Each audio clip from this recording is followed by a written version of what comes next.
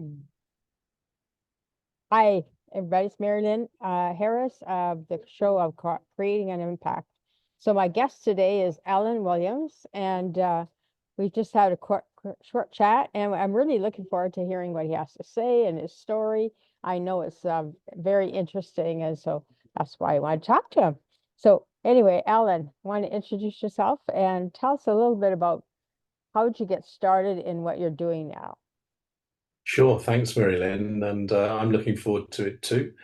So I started my career actually in commercial hospitality management. So I ended up running five-star hotels and conference centers and that sort of thing. Mm-hmm.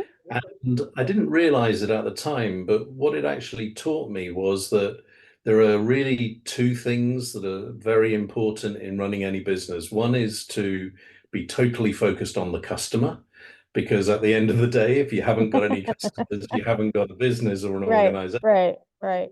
And then the second bit of it was to inspire the people representing the organization to be real ambassadors for what they're doing, because that's the way that you keep your Mm-hmm. customers happy.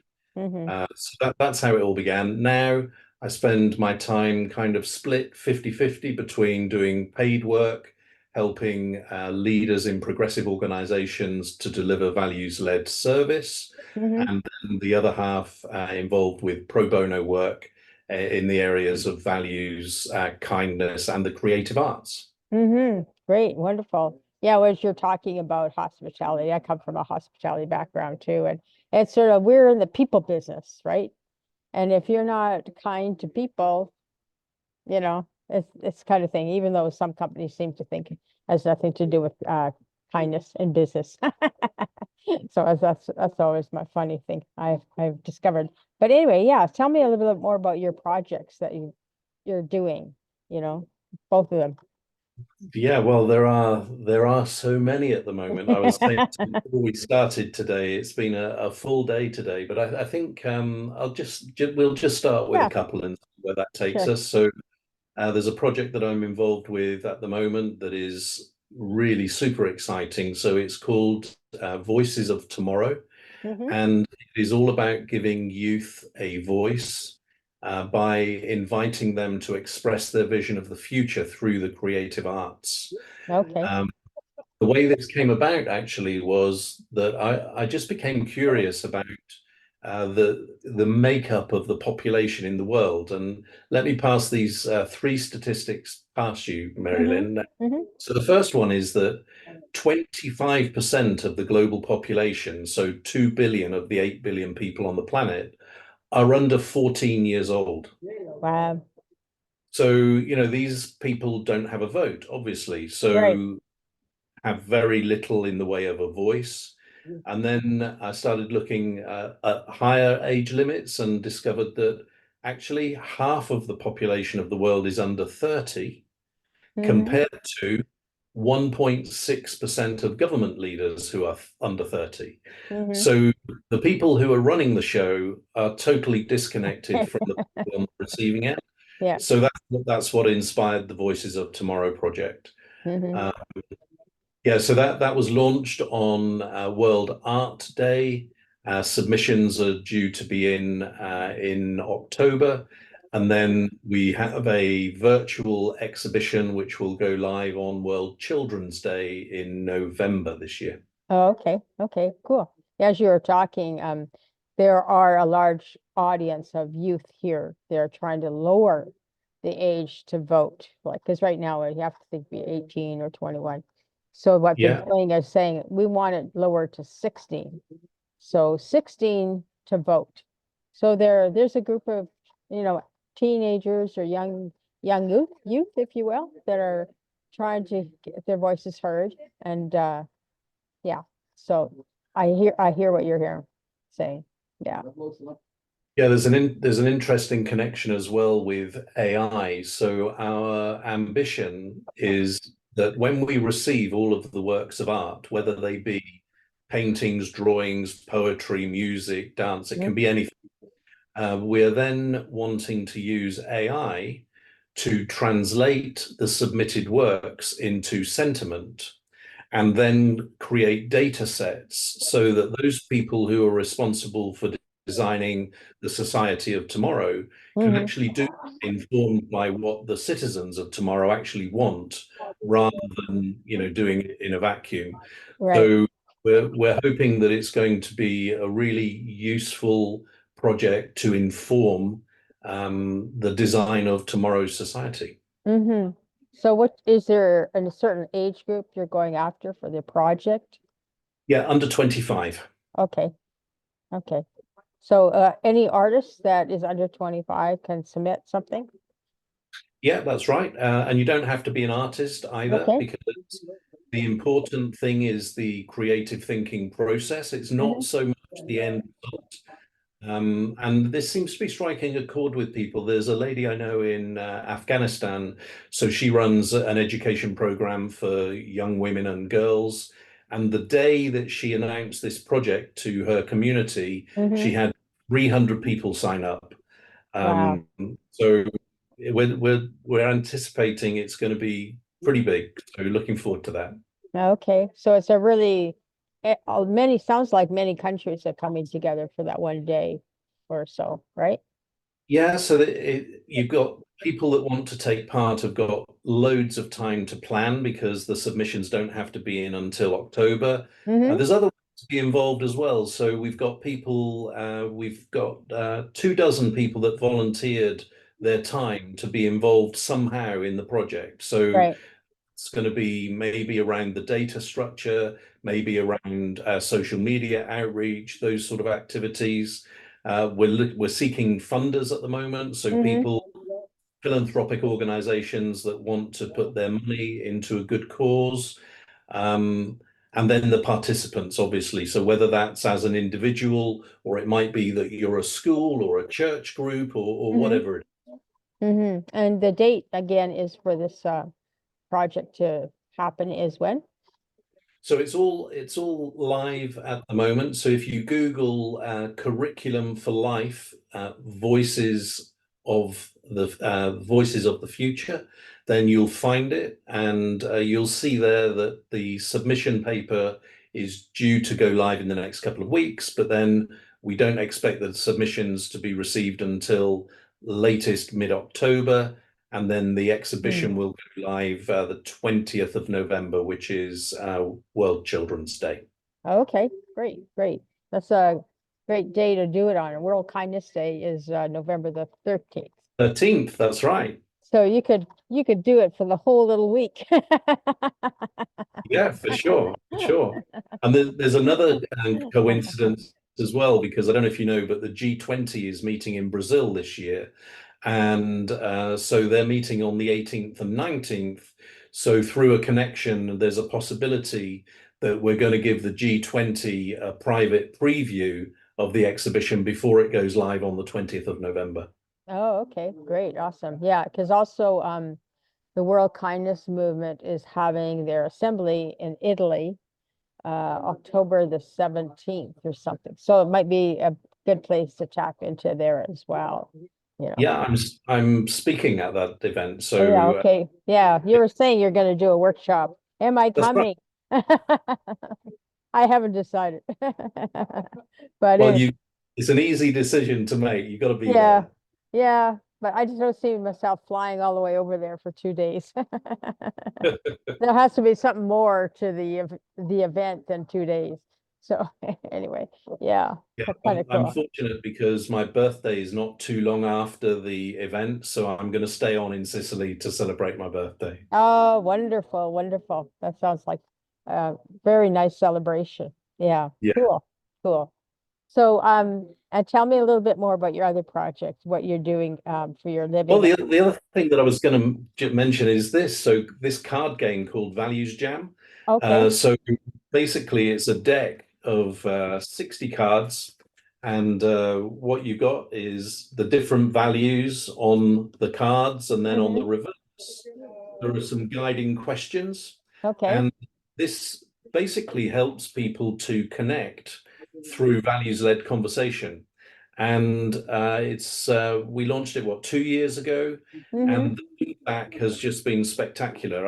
I think there are a couple of things actually. One is that normally in a conversation, uh, say between two people, each person has an agenda and is Hmm. trying to get to a point that they want to get to. Right, right, Whereas with Values Jam, that's all taken away. There is no objective. It's just to have a conversation, a bit like we're doing now, really. right, right. Um, we tend to draw a card at random, which adds a sense of excitement and anticipation for people as well, not knowing what the topic is going to be. And then the guiding questions mean that you don't have to think of a question yourself. So Mm-hmm. that again removes the pressure and invites you to be curious about the other person's point of view. And the conversations seem to strike Mm-hmm. this really kind of weird, magical balance between being light-hearted and playful at one level, but then being really very deep and personal at another level. They're just wonderful. And it Yeah. actually, I should invite you, if you're interested to have a values jam with me, then there's a guest session series. So I'd love to do that with you sometime. You want to play it right now? Not right now, no, but we need to schedule an hour, and then you will help me draw the values jam card, and then we'll have a wonderful values jam conversation. Oh, okay. 'Cause I was just thinking, why don't you just draw me a card and let's talk about that topic. Okay, we can do that. That'd be wonderful. Yeah, I'd be very curious to see what comes up. Yeah. Yeah, Cool.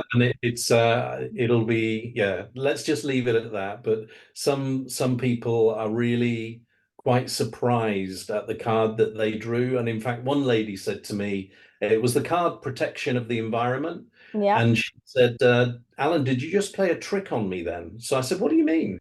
And she said, well, she said, last night I was thinking about this, and I wondered whether we would draw the card protection of the environment. And Yeah. that's what, so sometimes spooky things like that happen. Yeah. I don't call them spooky. I just say, it's all meant to be, we're all faced with situations that come up and show up, and it's just learning to respond rather than react to the whole Yeah, situation, absolutely. and in some situations, even for me, it's still hard for me not to react rather than just think about and respond, kind of thing. So yeah, I'd be very curious to find out what happens with that. There's another guy that has value cards, but it's yeah, he has a deck that you can buy and play values within your company. And they spend more time with children at school. Uh, so they're very much into the school network, teaching kids about values now. So if they have them when they grow up, right? Yeah. Yeah, yeah. Yeah, I had a wonderful values jam. It's a few months ago now, but it was with some teenagers in Kenya. And again, we were talking Hmm. about people drawing a card that was appropriate. So completely at random, they chose the card learning. Hmm. How cool is that? And it was such a fascinating conversation because I remember two comments in particular. One young boy, so around about 13, 14, I guess, said, in time, there will be no such thing as learning because, and then he went on to say, because in America, they've invented a chip that you can embed in the brain with the information and then it can get downloaded. And so that was the first one. And then one of his colleagues said, well, that's not going to take off because our brains aren't made to work that way. Yeah. And it was like listening to the most experienced neuroscientists in the world. Having a conversation at the young age, right? Yeah, that's Yeah, right. And yeah, afterwards, the teachers were so thrilled because they said, we're astounded at how engaged the young people were just by asking some simple open questions. right, right. And I think that's the other challenge is listening. To me, it's like I want to do listening circles because so many people so busy talking want their airspace and everybody else's airspace. So they're not even listening, they're just talking. So anyway, that was one of the things I'd like to see is more of is listening circles, or you just, I think there's a gal in another gal in Europe. She's doing them listening circles. They go out in the street. I don't know if you've seen them, but they go out in the street and they hold up a placard and it says, "I'm here to listen." And if you have anything you want to say, you're just talking to a complete stranger, but they're just listening to you for that whole hour, whatever you're together. And I think we need more of that because so many people have so much to say and want to express what they have to say. But who do you talk to? Like, who wants to listen to you? That kind of thing. So I think I would like to have more of that kind of Totally set up. agree.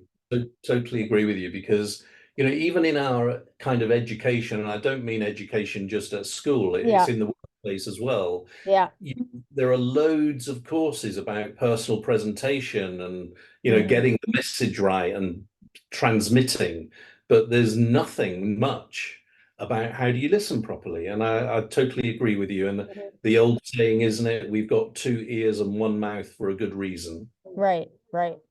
Yeah, but we don't know how to use this one. Yeah. Yeah, yeah, yeah. So cool. It's been so nice to talk with you, Ellen. And I know that we're all connected on LinkedIn as well. So we'll be able to continue our conversation there. And yeah, do invite me to one of your circles or your conversations about, you know, learning and value statements. I think that'd be very good. Yeah. Certainly will. Thank you very Yeah. much. Yeah. So you have any final words you'd like to share with everybody about, what you do or what you need help with or that type of thing? No, I don't think so. So to part with, I think I would just invite people to think of the possibilities, ask questions, and be kind. Yeah. Be curious. Be Yeah, curious, kind. yeah, a Yeah. good combination. Great. Well, thanks very much, Ellen, and I look forward to speaking with you again very soon. And Thanks. I do know that you said that you were looking for funders or sponsors for your art program that you're running right at the moment. So below this video, I'll have your information and I'll put it there, and then they can reach out to you. They're interested. Fantastic. Thanks very Yeah. much. We're already supported by the BIC Foundation that you might be familiar with, Hmm. and so any other sponsors will be in really good company. Right, right. Okay, great. Thank you, Alan. Thank you very much. Thanks, Marilyn. Okay, have a great day. Be kind. That's And my you. motto. Bye. That's my motto in the show, saying, be kind. Okay, thank you.